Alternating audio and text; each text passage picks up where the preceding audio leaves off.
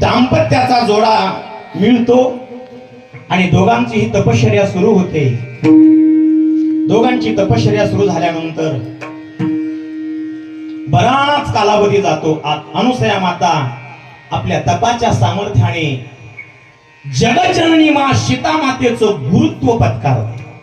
ज्यावेळेला सीता माता वनवासाला जाते त्यावेळेला आतुर्षीच्या आश्रमात जातात आणि अनुसया माता सीता मातेला एक साडी देते। ती साडी सीता माता अंगावर धारण करते आणि त्याच साडीवर सीता माता रावणाच्या अशोक वाटिकेमध्ये आहे। सीतेला सुद्धा जिनी पातिव्रत्य धर्माचं शिकवण द्यावी असं एवढं मोठं त्या अनुसयेचं पातिव्रत्य, त्या पातिव्रत्याचं तेज जगामध्ये फिरू लागलं। हा हा हा हा म्हणता हे तेज वाढू लागलं आणि वाढता वाढता तेज त्रिभुवनामध्ये त्या तेजाची कीर्ती गेली आणि त्रिभुवनामध्ये तेजाची कीर्ती गेल्यानंतर ही गोष्ट नारदाच्या कानावर गेली।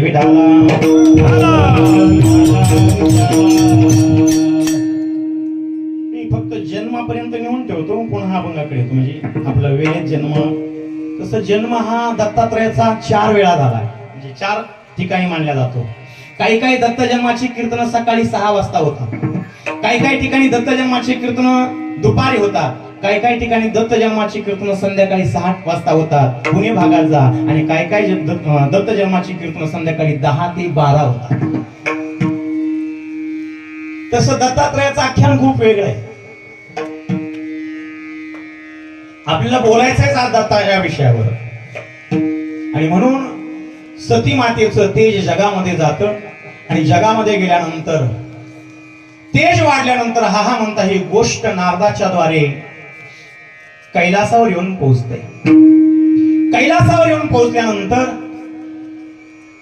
पार्वती माता आणि महादेव एकत्र बसले आलेत आणि एकत्र बसल्यानंतर पार्वतीने महादेवाला विचारलं, महादेवा असे काही एखादं अद्भुत आश्चर्य असणार एखादी कथा सांगा, अद्भुत आश्चर्य असणार एखादी गोष्ट सांगा। त्याला महादेवाने सांगितलं, पार्वती ऐक, या जगामध्ये सध्या एकच अद्भुत आश्चर्य आहे आणि ती म्हणजे अनुसया। अनुसया कोणाला म्हणतात? अनु म्हणजे नाही, असूया म्हणजे द्वेष। जिच्या जीवनामध्ये तिळभरही कोणाबद्दल द्वेष नाही, मत्सर नाही, वैर भाव नाही, तिला म्हणायचं अनुसया। अनु म्हणजे लहान आणि सुते म्हणजे मुलं, अनुसुते अन अधिक सुते। जिने त्रिभुवनाच्या मालकाला आपले लहान लहान सुत बनवले तिचं नाव अनुसया।